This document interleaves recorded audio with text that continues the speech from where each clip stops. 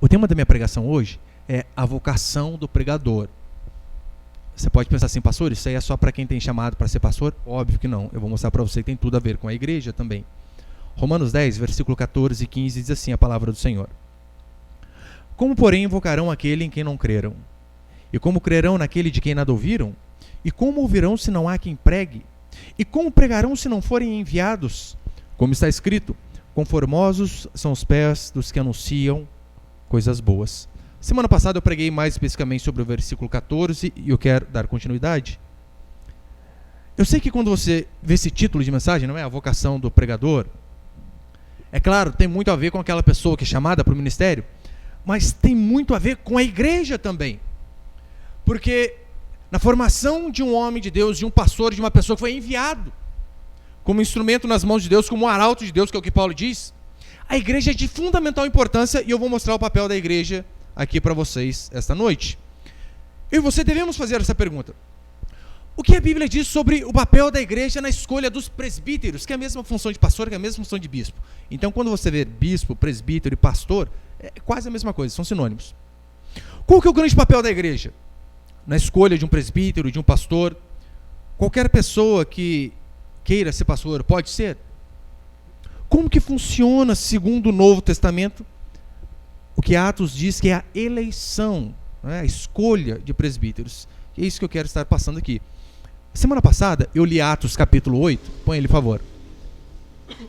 Atos capítulo 8, versículo 4 e 5, a palavra do Senhor diz assim: no entanto, os que foram dispersos iam por toda a parte. Lembra, estava tendo perseguição sobre a igreja e as pessoas foram dispersas. Os discípulos ficaram em Jerusalém e o povo saiu por aí. No entanto, os que foram dispersos iam por toda a parte anunciando a palavra. E descendo a cidade de Samaria, Filipe passou a pregar-lhes a Cristo. Aqui no livro de Atos, diz que quando a perseguição começou, as pessoas não saíram, se espalharam de fato. E as pessoas iam anunciando, ali que significa literalmente tagarelando, falando.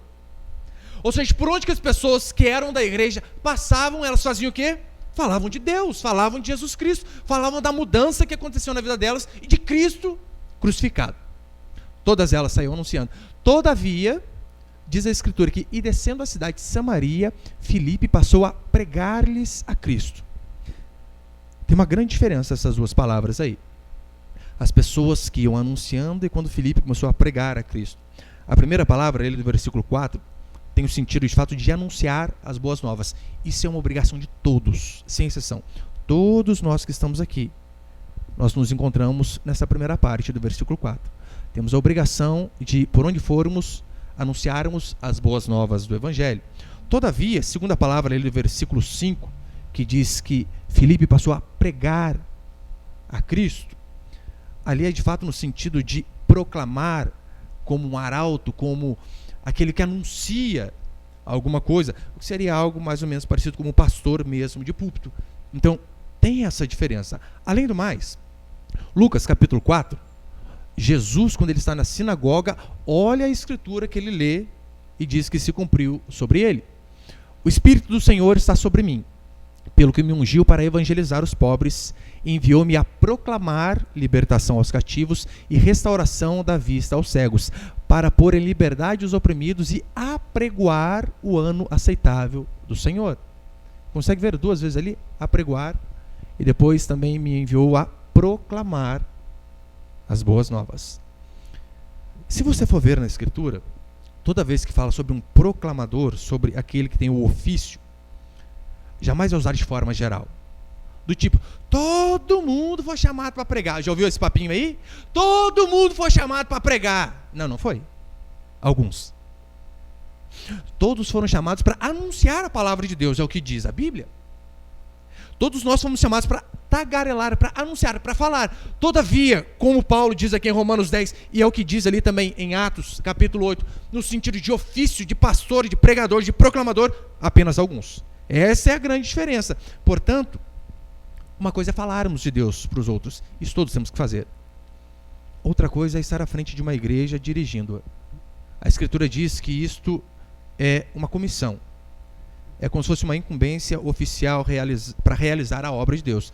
Pessoas separadas exclusivamente para algo. E é isso que Paulo está dizendo aqui, é nesse sentido.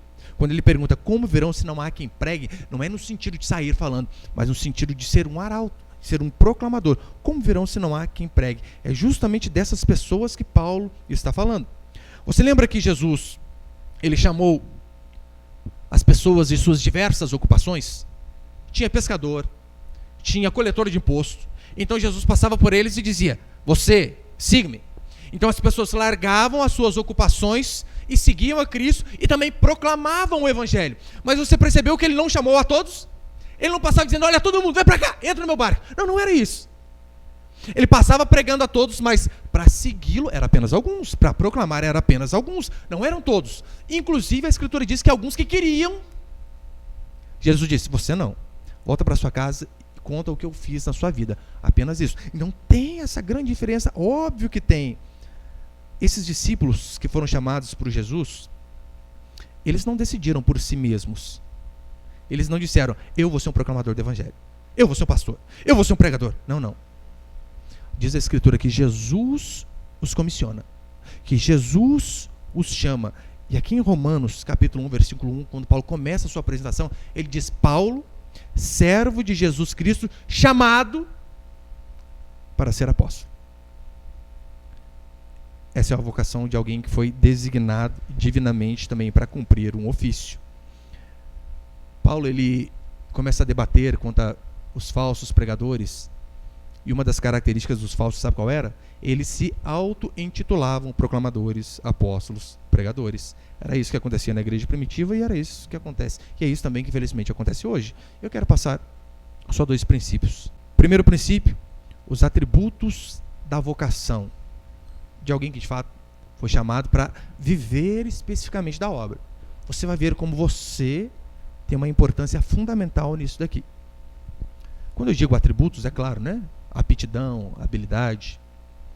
Imagina o seguinte: como uma pessoa sabe que ela foi chamada para viver integralmente do ministério? Para ser de fato um proclamador, um pregador, para viver daquilo. Charles Spurgeon, ele diz que quando chegavam alguns jovens pregadores, aspirantes ao ministério diante dele, ele fazia a seguinte pergunta para eles: você, meu jovem, caso não dê certo você ser pastor, qual o seu plano B? Alguns diziam assim: eu sou médico. Outros diziam: eu sou mecânico. Outros diziam: caso não dê certo, eu sou eletricista.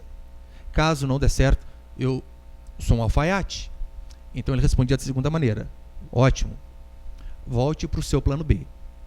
Porque aqueles que foram designados para serem pregadores do Evangelho não tem segunda alternativa. É apenas isso. Eles não conseguem se ver fazendo outra coisa que não seja pregando o Evangelho. Os apóstolos aqui, eles foram designados diretamente por Jesus. Jesus os chamou. Não acontece mais isso hoje, claro. É por isso que Paulo, ele era muito questionado, porque ele não foi escolhido diretamente junto com os outros. Você lembra? O chamado de Paulo não veio junto com aquelas pessoas. Foi depois, posteriormente. Tanto é que em Atos capítulo 26, uma coisa são aquelas pessoas que andavam com Cristo. Lembra Pedro? Tiago, João, larga a rede e me segue. Paulo não foi chamado naquela época, mas Paulo foi chamado posteriormente.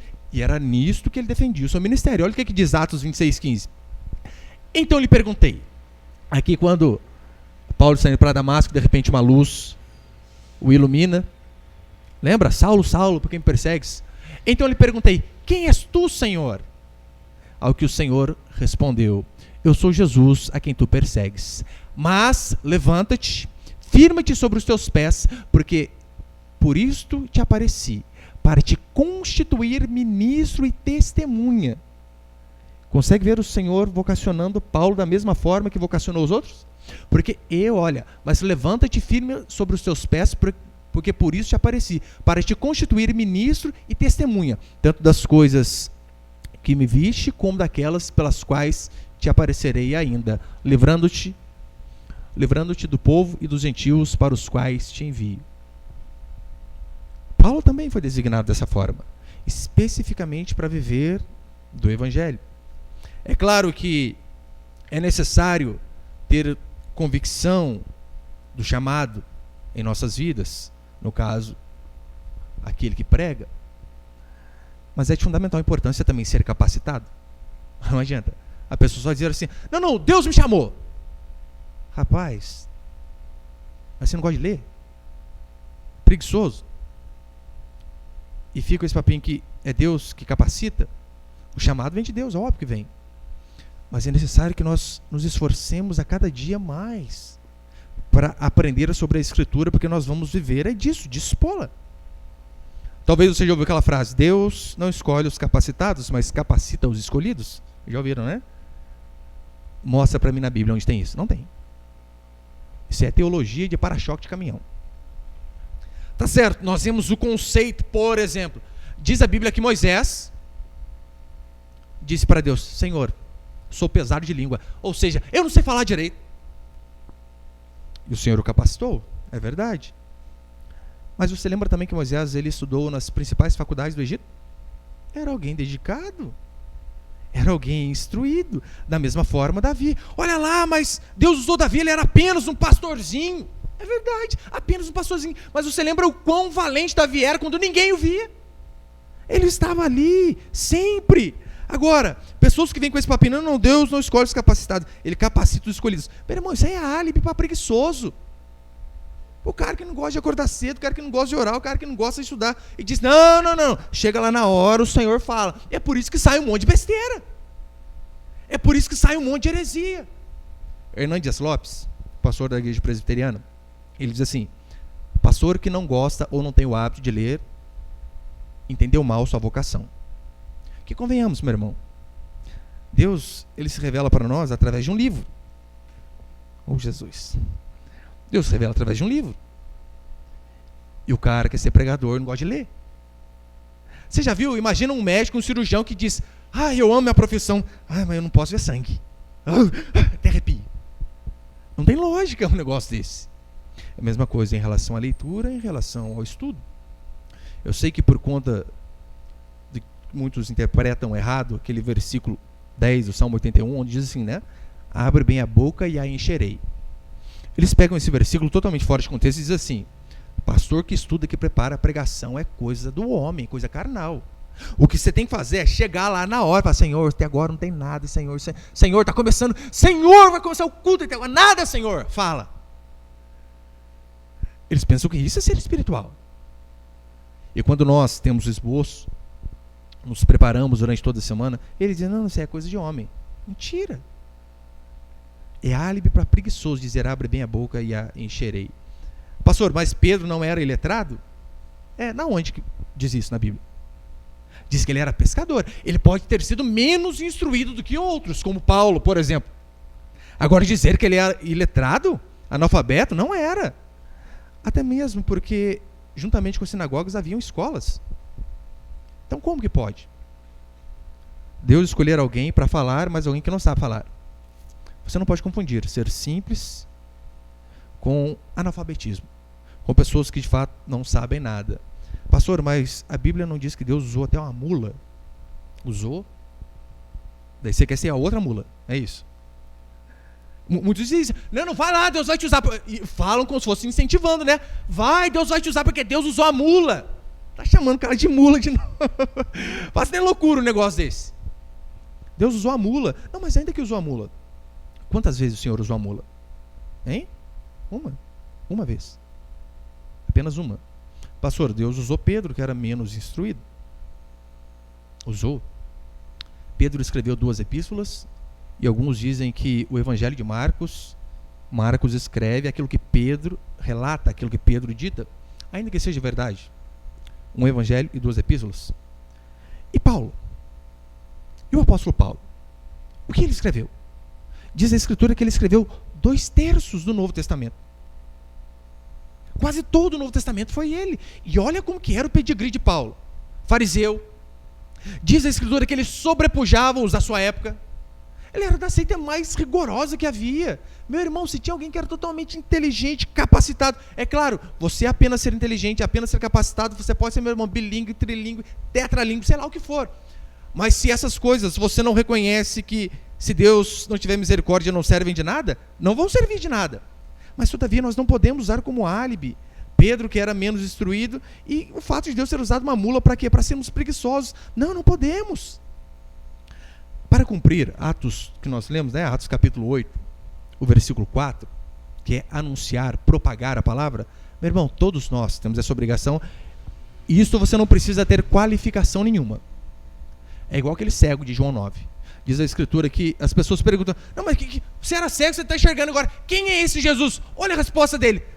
Olha, segundo a Escritura, lá no livro de Deuteronômio, capítulo 2, vamos fazer uma exegese aqui. Não, ele não fez isso. Sabe o que ele fez? Olha, eu nem sei quem que era esse Jesus, nem vi. De uma coisa eu sei, eu era cego e agora eu vejo. Então, para isso, para propagar as boas novas, você precisa apenas ter a vida mudada por Deus e propagar aquilo que você aprende, as mudanças que Deus fez na sua vida. Todavia, para cumprir Atos 8:5, que é para proclamar, tem uma grande diferença. Não existe o caso de pastor preguiçoso que acorda 9 horas da manhã e vive na casa dos irmãos para encher a barriga. Não pode. Precisa estudar.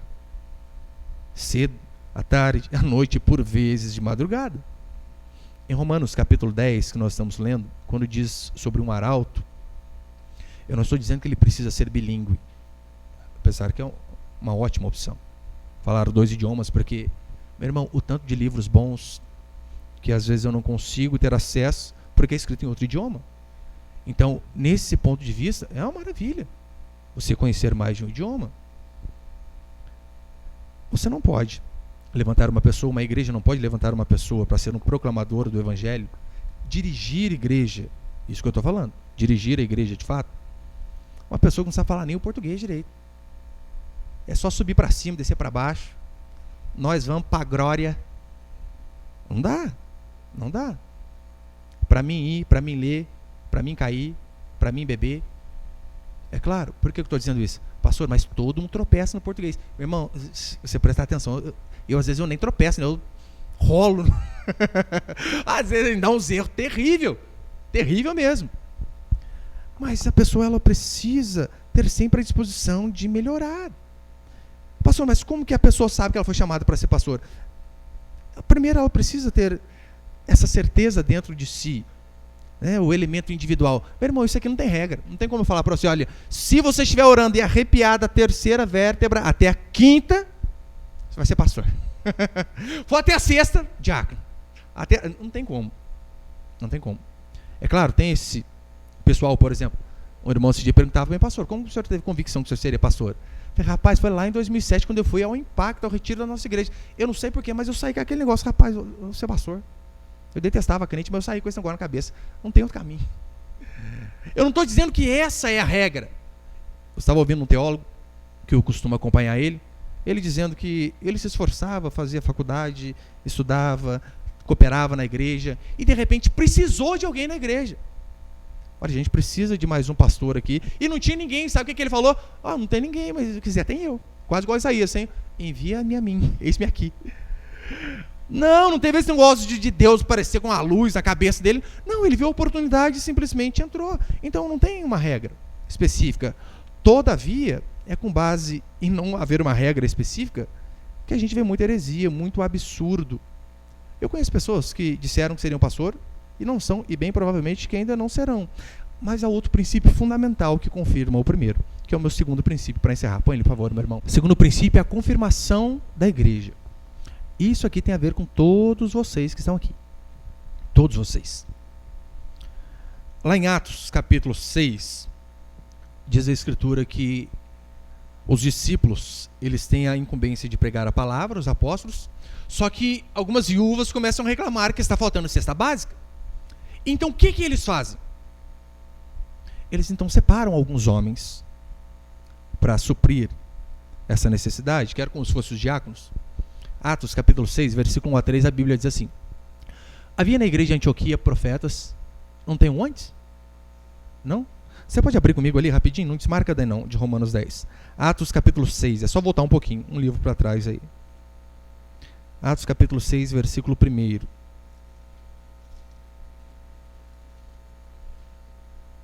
Atos 6, 1. Olha o subtítulo que tem aqui. Esse subtítulo, é claro, não faz parte da escritura, foi apenas colocado para eu e você identificarmos melhor. Mas eu não sei se na sua Bíblia está assim, na minha está dessa forma. A instituição dos diáconos, que era aquele que servia. Versículo 1. Ora, naqueles dias, multiplicando-se o número dos discípulos, houve murmuração dos helenistas contra os hebreus, porque as viúvas deles estavam sendo esquecidas na distribuição diária. Você lembra que a igreja era pequena e, de repente, um tanto de gente se converte. Pedro prega e 5 mil na cajadada só. Então precisava de pessoas para ajudar. E qual que era as características dessa pessoa?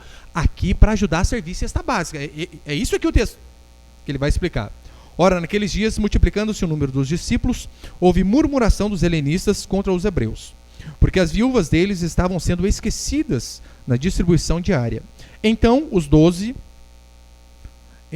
convocaram a comunidade dos discípulos e disseram: olha, os 12 convocaram a igreja e disseram: não é razoável que nós abandonemos a palavra de Deus para servir às mesas, mas, irmãos, escolhei dentre vós 7 homens. Isso aqui é só para servir cesta básica. Olha a qualificação. 7 homens de boa reputação, cheios do Espírito Santo e de sabedoria, os quais encarregaremos deste serviço. Quanto a nós, nos consagraremos à oração e ao ministério da palavra. Mas olha que interessante. Homens de boa reputação, cheios do Espírito Santo e de sabedoria. Apenas para ajudar a distribuir cesta básica. O nível lá era hard mesmo. Isso aqui, na escolha de diáconos, de pessoas que servem na igreja, e é claro, na escolha de presbíteros e pastores, o nível é maior ainda. Atos capítulo 13. Aqui já é diferente, aqui é para escolher os presbíteros, aqueles que vão presidir a igreja. Para você ver como que é um pouco maior as exigências. Havia na igreja de Antioquia profetas e mestres. Algumas traduções têm anciãos, você pode entender por isso também. Havia na igreja de Antioquia profetas e mestres: Barnabé, Simeão, por sobrenome Níger, Lúcio de Cirene, Manaém, Colácio de Herodes, o tetrarca, e Saulo. E servindo eles ao Senhor e jejuando, disse o Espírito Santo: separai-me agora Barnabé e Saulo para a obra em que vos tenho chamado. Então, jejuando e orando, impondo sobre eles as mãos, os despediram.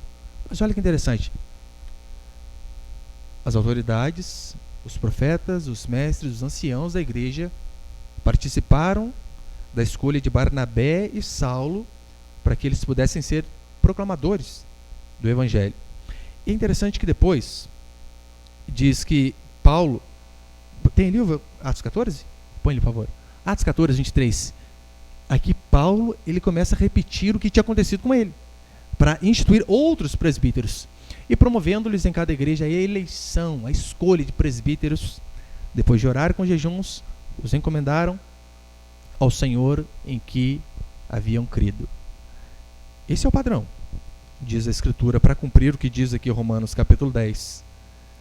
Enviar aqueles que preguem, porque como ouvirão se não há quem pregue? Você percebeu que aqui em Atos, os mais maduros são convocados, oração, jejum, e o Espírito Santo dá direção para que eles escolham os homens que irão propagar o Evangelho. Paulo e Barnabé, eles foram enviados pela igreja. A igreja teve que testificar que de fato eles eram homens capazes. É isso que diz a Bíblia, é isso que diz a palavra do Senhor. Você vê por aí hoje, infelizmente, muitas pessoas que se auto-intitulam pastores, pregadores, porque eles dizem que eles têm a convicção que Deus os chamou, mas essa é apenas a primeira parte. E essa segunda aqui? A igreja testifica que eles são capacitados para essa obra? A igreja dá testemunho de que eles são aptos para ensinar? Irmãos, entendo, né? Aqui eu não estou falando de líder de pequeno grupo, aqui eu estou falando de pastor, dirigir a igreja.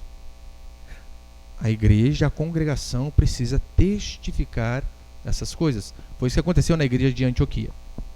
Foi isso que aconteceu em Atos. E assim que deve ser também. Os pregadores, aqueles que vivem do Evangelho, devem ser separados e enviados pela igreja. Se a igreja não confirma que aqueles homens são preparados e aptos para aquela missão, ele não deve ser levantado pastor, é o que diz a palavra do Senhor. Por exemplo, Nós, recentemente, o ano passado consagramos mais um pastor, o pastor de Lorena, o pastor Michael. E os irmãos que foram na consagração dele viram. Tinham muitos visitantes na igreja e muitas pessoas. Mas, determinada hora, os pastores subiram lá. Nós temos uma confissão onde o pastor ele diz que ele se compromete a fazer aquelas coisas. Mas, antes disso, foi pedido para que os visitantes permanecessem sentados e apenas os membros da nossa igreja, de todas as resgatadas, principalmente a de Lorena, permanecesse de pé. E então foi perguntado à igreja se a igreja testifica que aquele irmão tem vocação e aptidão de fato para aquilo que ele está sendo vocacionado e seria consagrado em instantes. Foi uníssono, óbvio, né? A igreja confirmou que ele tinha um chamado para aquilo. Então é de suma importância fazer isso. A igreja precisa reconhecer, por exemplo, o dom de ensino. Como uma pessoa, ela quer dirigir uma igreja, ela quer liderar uma igreja, sendo que ela não sabe ensinar. E esse é o objetivo do pastor, trazer ensino. Aí ele lê o texto e não consegue nem entender o texto. Se ele não entendeu, como que ele vai passar para os outros, meu Deus do céu? Você percebeu o tanto de absurdo que nós vemos em muitos lugares por conta disso? A pessoa não sabe nem o português, não sabe interpretação básica. Não estou falando de grego, de hebraico, não. É português mesmo. Igual eu sempre conto o exemplo daquele pastor lá que passou no Fantástico, que ele, com base em Oséias, se eu não me engano, pega a mulher, a tua vizinha, e a adúltera. Ele pega a tua vizinha e adultera. O problema era só o acento. E foi lá e falou pro irmão, olha, Deus mandou ter um filho com essa mulher. Ai, meu Deus do céu, o pior não foi isso. O pior foi o irmão, se Deus mandou, tá aqui. Triste. Como um cara desse vai ensinar a igreja? Tem algumas epístolas que são conhecidas como epístolas pastorais. Ali dá exatamente a qualificação daquele que foi designado para proclamar o evangelho, para dirigir uma congregação. E é isso que nós, como igreja, temos que fazer. Conferir, o fulano diz que vai ser pastor. Mas calma aí, ele se encaixa no que a Bíblia diz? Pode pôr ali? 1 Timóteo. 1 Timóteo 3, versículo 1 a 7. Depois, em Tito, capítulo 1, versículo 6, vai dizer basicamente a mesma coisa. Mas nós temos que olhar para essas qualificações. Olha o que diz. Fiel é a palavra. Se alguém aspira o episcopado, episcopado vem de bispos, ou seja, ser pastor, liderar a igreja, é isso que ele está dizendo. Se alguém aspira ser pastor, viver do evangelho, excelente obra almeja. É necessário, daí começa aqui os poréns. É necessário, portanto, que o bispo seja irrepreensível. Não estou dizendo de nunca errar, tá? Depois ele explica. É necessário, portanto, que o bispo seja irrepreensível, esposo de uma só mulher. Por conta só dessa passagem aqui, nós não consagramos pessoas que estão no segundo casamento, porque é o que a Escritura diz. Pessoas que estão no segundo casamento, homens que estão no segundo casamento, podem frequentar a igreja? Óbvio que podem. Podem exercer alguns cargos? Claro que podem. Ser pastor, não. Porque o casamento pastor é o exemplo. Daí imagina, o pastor está lá na quarta mulher, está quase igual a mulher samaritana. Está o homem samaritano. Daí, o fulano quer separar. Como que ele vai falar para fulano? Não, fulano, fica, até que a morte separe. Pastor, mas o senhor está na quinta já. Não tem lógica.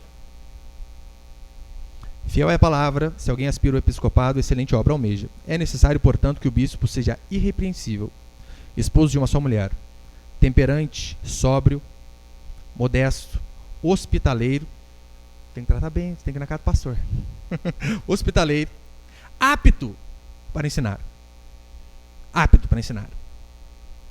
não dado ao vinho, não pode ser bebum, não dado ao vinho, não violento, porém cordato, inimigo de contendas, não avarento, que governe bem a própria casa, criando os filhos sob disciplina com todo respeito.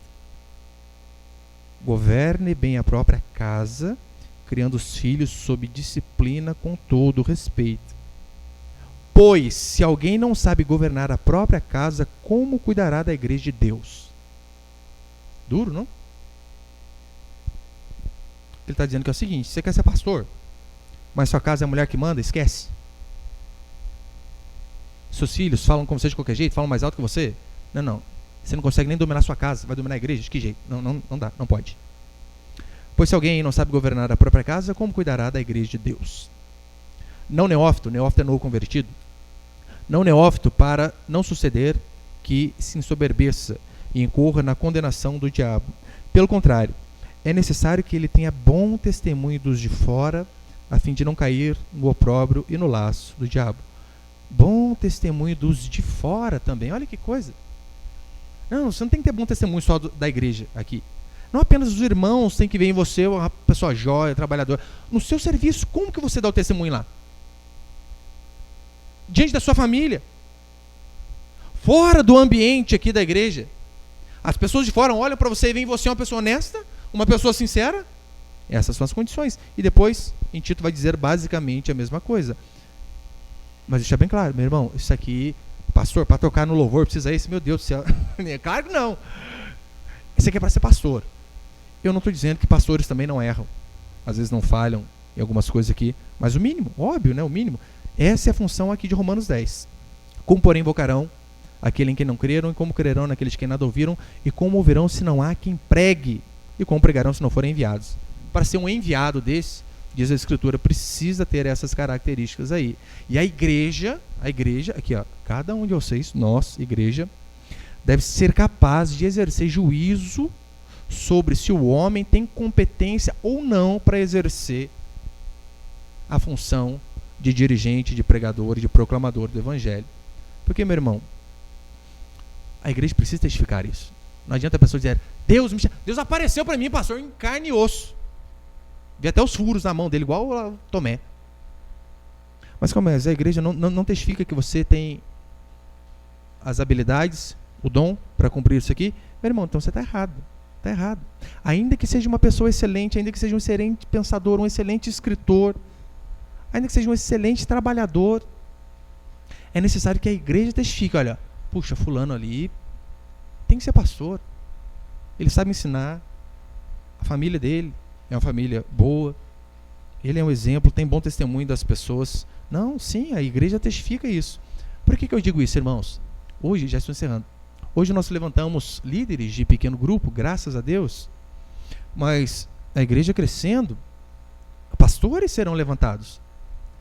E para que pastores sejam levantados, não é necessário apenas que eu ache que a pessoa tenha o dom, que eu acho que a pessoa seja capacitada. É necessário que a igreja testifique. Olha, pastor fulano lá, puxa, o cara é bom, né?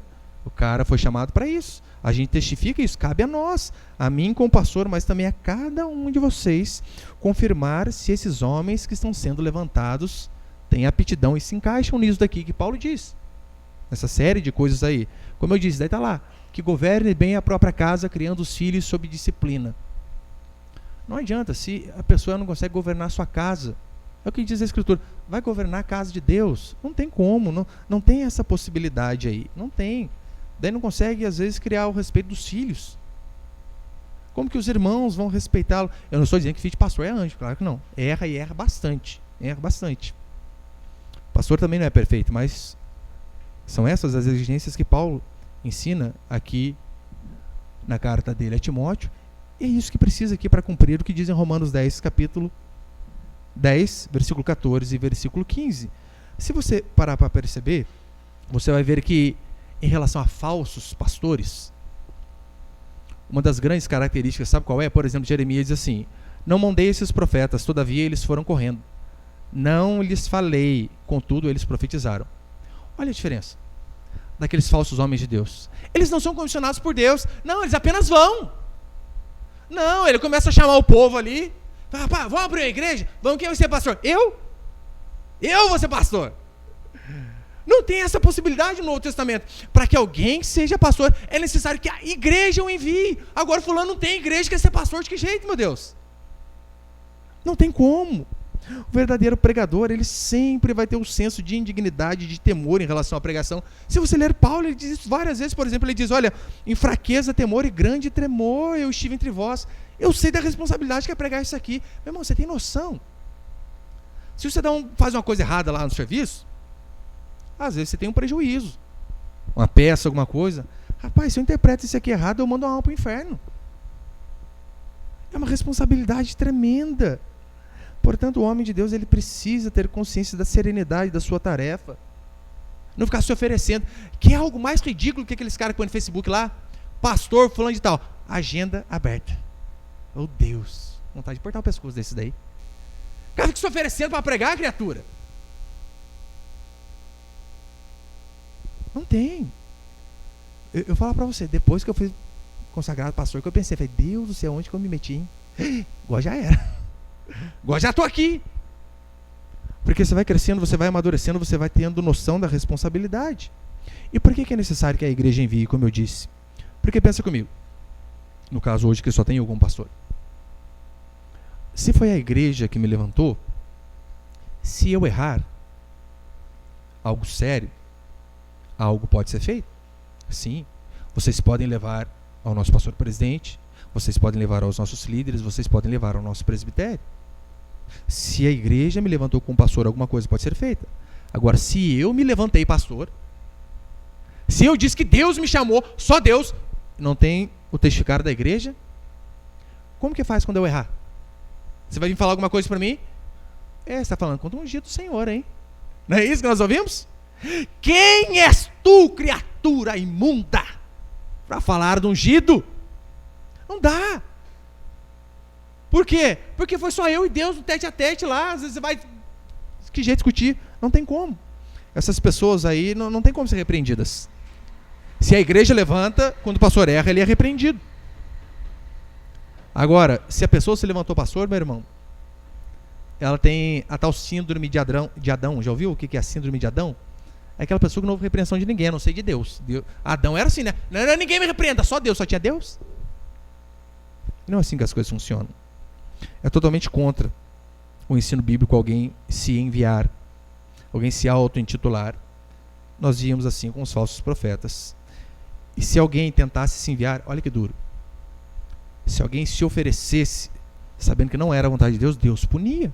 É tão sério que, para encerrar, olha o que diz Números, capítulo 12, versículo 1 e 2. Aqui, meu irmão, Moisés, Deus tinha colocado ele como líder. Só que daí, Arão e Miriam, irmão dele, começaram a ficar com ciúminho dele, porque ele era mais novo. Começaram a ficar com ciúminho. Olha o que eles disseram. Falaram Miriam e Arão contra Moisés, por causa da mulher cuxita que tomara, pois tinha tomado a mulher cuxita. A mulher cuxita era uma mulher que não era do povo de Deus. Moisés também é cada rata, hein? Como, meu Deus, você vai casar com uma ímpia? Triste. O homem de Deus também erra. É feio. E disseram, por conta do erro do líder, e disseram, porventura tem o Senhor falado somente por Moisés? Não tem falado também por nós?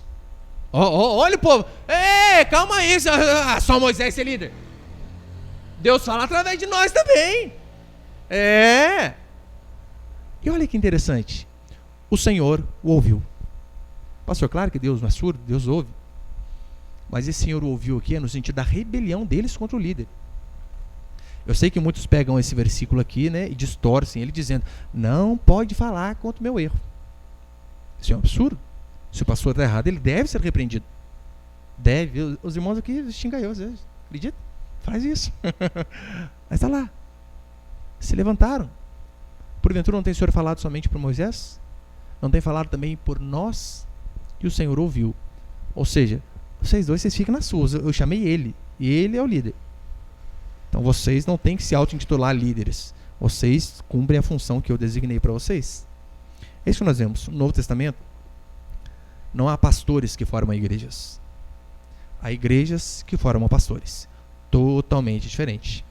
Todo que aspira o episcopado, diz a Bíblia, deve ter uma igreja para confirmar isso. Não existe, meu irmão.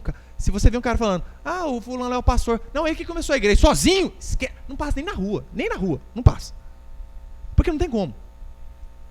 O pastor formar uma igreja, mas a igreja é necessário que forme o pastor. Porque vai completamente contra o ensino da palavra de Deus, se levantar a si mesmo. Não existe tal coisa no Novo Testamento, não existe tal coisa no Antigo Testamento, a não ser os falsos profetas. Portanto, meu irmão, desconfie. Desconfie literalmente desses homens que correm para os púlpitos.